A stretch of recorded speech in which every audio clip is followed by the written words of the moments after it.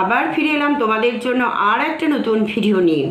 আমার আজকের আলোচনার বিষয় পাবলো নেরুদা রচিত তার সঙ্গে কবিতার কয়েকটি প্রশ্ন উত্তর। যে ধরনের প্রশ্ন উত্তরগুলো তোমাদের পরীক্ষায় আসার সম্ভাবনা আছে ঠিক সেগুলো।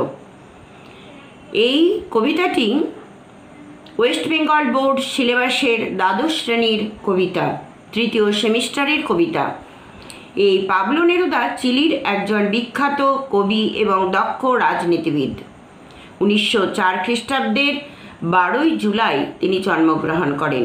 তার প্রকৃত নাম নেপটালি রিকার্দো রেস বাসিয়ালতো। নেরুদা তার ছদ্মনাম। তার এই কবিতাটি বাংলায় অনুবাদ করেছিলেন শক্তি চট্টোপাধ্যায়। এই নেরুদা কবিতা লেখার জন্য মাত্র 10 বছর বয়স থেকে তিনি কবিতা লিখতে শুরু করেন এবং কবিতা লেখার জন্য মাত্র 20 বছর বয়সে তিনি পড়াশোনা সব ছেড়ে দেন এবং প্রথম কবিতাটি ছাপানোর জন্য তিনি তার সমস্ত জিনিসপত্র বিক্রি করে দেন। শেষ পর্যন্ত কবিতাতেই তিনি সুখ্যাতি অর্জন করেন এবং বিভিন্নভাবে তিনি কবিতা লিখে তিনি আজ পপুলার জনপ্রিয়তা অর্জন করেছেন। যে ধরনের কবিতাগুলো তোমাদের আসতে পারে পরীক্ষায় ঠিক সেই ধরনের কবিতাগুলো কয়েকটি আলোচনা করব তোমাদের জন্য। যে প্রশ্ন আসতে পারে সেই প্রশ্নগুলো আলোচনা করব। সমস্তই অপশনাল প্রশ্ন বা ম্যাচিং এগুলো দিয়ে থাকে, তবে যে ধরনের প্রশ্নগুলো আসতে পারে দেখো সেগুলো কয়েকটি আলোচনা করছেন। তার সঙ্গে কবিতার কবি কে? শক্তি চট্টোপাধ্যায়। কারণ বাংলায় অনুবাদ করেছেন শক্তি চট্টোপাধ্যায়। যদি বলেন আসল কবিকে তাহলে বলবে পাবলো নেরুদা। শক্তি চট্টোপাধ্যায়ের প্রধান কাব্যগ্রন্থের নাম কি? হে প্রেম হে নৈঃশব্দ। যে কাব্যগ্রন্থের জন্য শক্তি চট্টোপাধ্যায় সাহিত্য একাডেমি পুরস্কার পেয়েছিলেন। যেতে পারি কিন্তু কেন যাব, এই কাব্যগ্রন্থের জন্য তিনি সাহিত্যে একাডেমি পুরস্কার পেয়েছিলেন।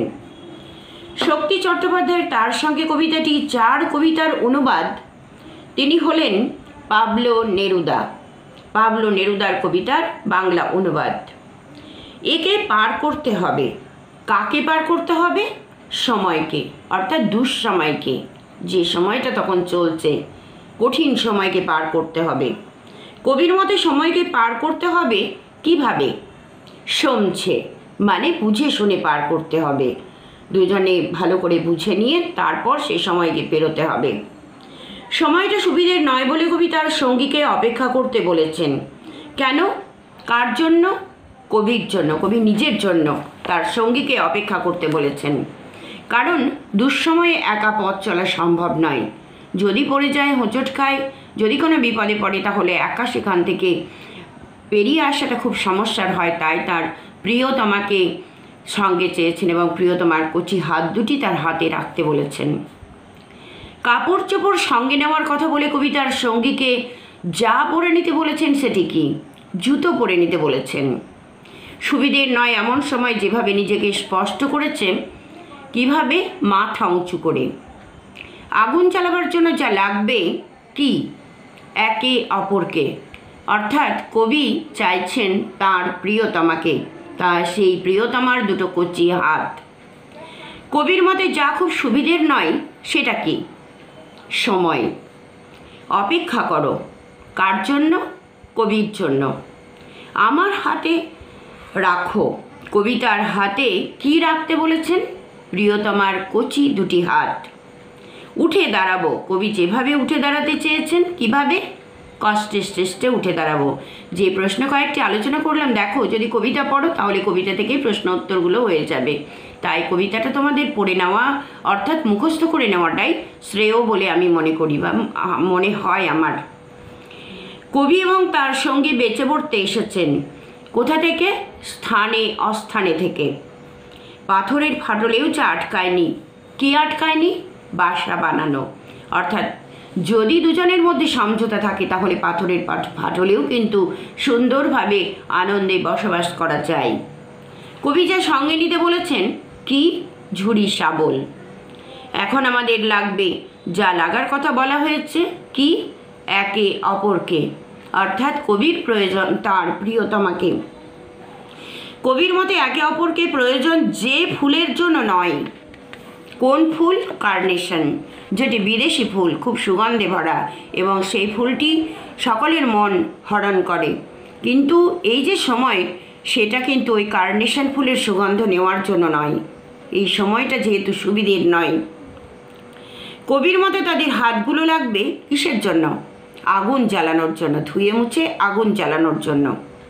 আমরা আমাদের 4 হাত 4 চোখে একে জুঝবই। কাকে জোঝার কথা বলা হয়েছে? সুবিধের নয় যে সময়, সেই সময়কে, মানে দুঃসময়কে জুঝবার কথা বলা হয়েছে। যখন সময় সুবিধের না, তখন কি করতে হবে? তখন সমঝে রাস্তা পেরোতে হবে বা পথ চলতে হবে। সমঝে অর্থাৎ বুঝে শুনে।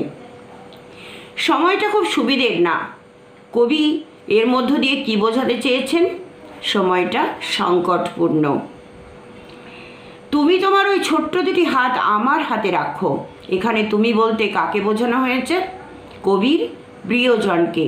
অর্থাৎ যেহেতু এটি প্রেমের কবিতা, তাই কবির প্রিয়তমার হাত দুটি তার হাতে রাখতে বলেছেন।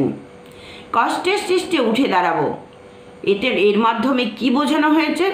কঠিন পরিস্থিতিতেও আমরা এগিয়ে যাব যদি দুজনে একসঙ্গে পথ চলতে পারি। আমার আবার সেরকম এক জুড়ি। এখানে জুড়ি বলতে বোঝানো হয়েছে কাকে? জীবন সঙ্গীকে, অর্থাৎ প্রিয়তমাকে। কবি যাকে ভালোবাসেন সেই প্রিয়তমাকে। এখানে কিন্তু এরা কাপল নয়, হাজব্যান্ড ওয়াইফ নয়, এরা প্রেমিক প্রেমিকা, দুজন দুজনকে প্রচণ্ড ভালোবাসে। পাথরের ফাটলেও যাদের বাসা বানাতে আটকায়নি, এর অর্থ কঠিন পরিস্থিতিতেও টিকে থাকতে যাদের আটকায়নি, যারা টিকে থাকতে পেরেছে, এরকমটা বোঝানো হয়েছে। রস্য শব্দের অর্থ অপেক্ষা করো। কবি শাবল, ছুরি ও কাপড় চোপড় নিতে বলেছেন কিসের জন্য? লড়াইয়ের প্রস্তুতির জন্য। কারণ যদি লড়াই করতেই হয়, তাহলে তো তারা ঘরে ফিরে আসতে পারবেন না।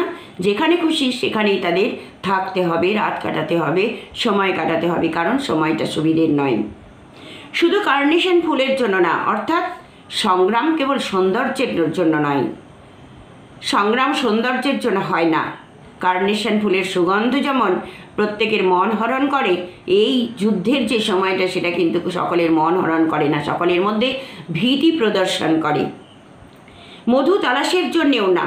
এখানে মধু কিসের প্রতীক? মিষ্টতার প্রতীক। আমাদের দুজনের হাতগুলোই লাগবে কিসের জন্য? পরস্পরের সহযোগিতার জন্য। ধুয়ে মুছে আগুন বানাবার জন্য। এখানে আগুন কিসের প্রতীক? নতুন শুরুর, মানে নতুন করে আমাদের শুরু করতে হবে। তার জন্য তোমার হাত দুটো আমার লাগবে, কারণ একা আমার পক্ষে সেটা সম্ভব নয়। তুমি সঙ্গে থাকলে, মানে তুমি প্রিয়তমা যদি আমার সঙ্গে থাকো, তাহলে আমি এগিয়ে যেতে পারবো। তাহলে আমি দুঃসময়ে বা কঠিন সময়ের মধ্যেও এগিয়ে যাওয়া সম্ভব হবে। কবি প্রতিকূল সময়কে মোকাবিলা করতে বলেছেন কিভাবে? কেমন করে? একসঙ্গে থেকে। এই যে সুবিধের নয় সময়, এই সময় কি? সময়টা কেমন?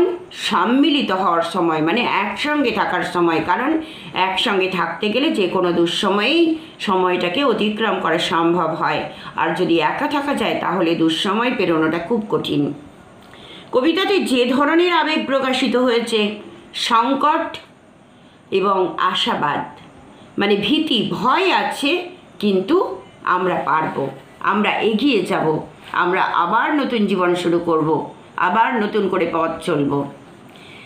4 হাত 4 চোখ বলতে বোঝানো হয়েছে সহযোগিতা এবং ঐক্যকে।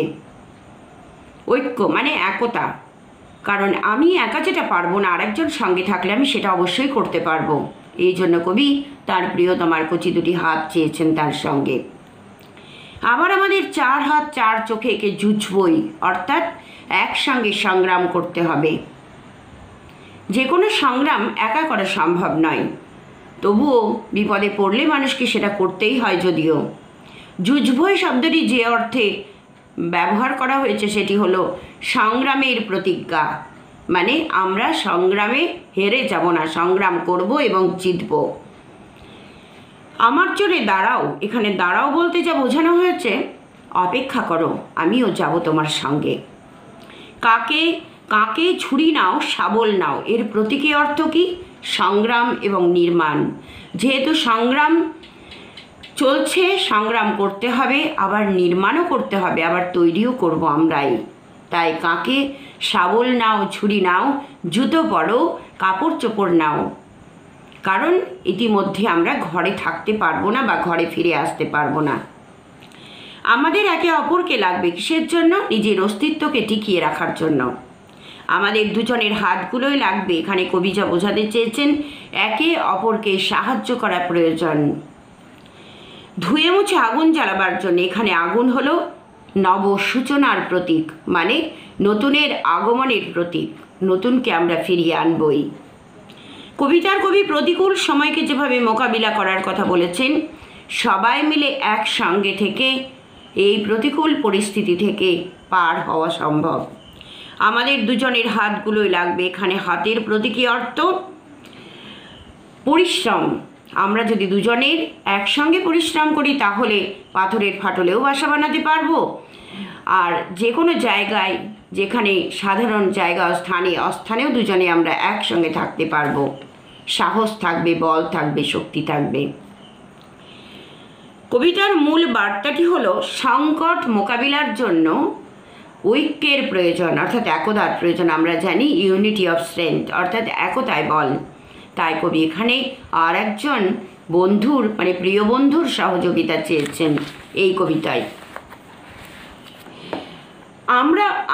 আমরা আবার সেরকম এক জুড়ি। ফিল ইন দ্য ব্ল্যাঙ্কসও তোমাদের থাকে, অর্থাৎ শূন্যস্থান পূরণ। সময়টা খুব সুবিধের নয়।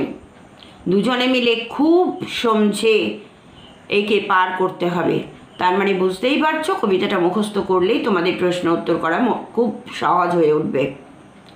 আমরা আবার সেরকম এক জুড়ি যারা স্থানে অস্থানে বেঁচে বর্তে এসেছে। কবিতাটা মুখস্থ করলে এর উত্তরগুলো সহজেই করতে পারবে। অর্থাৎ শূন্যস্থান পূরণও রয়েছে এখানে। আর যেটা রয়েছে সেটা হলো ম্যাচিং করতে হবে। কবিতাটা যদি তোমার মনের মধ্যে গেঁথে যায়, তুমি যদি সবটা বুঝতে পারো, তাহলে তোমার পক্ষে প্রশ্নের উত্তরগুলো করা অবশ্যই সম্ভব হবে। কারণ এগুলো এমন কিছু কঠিন নয়, সমস্তই শর্ট প্রশ্ন তোমাদের এই 3rd সেমিস্টারে।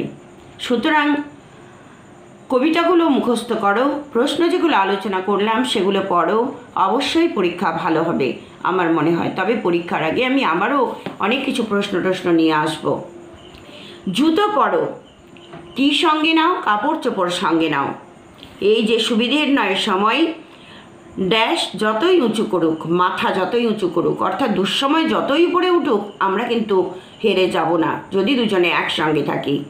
প্রিয়তমার দুটো কচি হাত যদি আমার সঙ্গে থাকে। যোঝা শব্দের অর্থ হলো যুদ্ধ করা,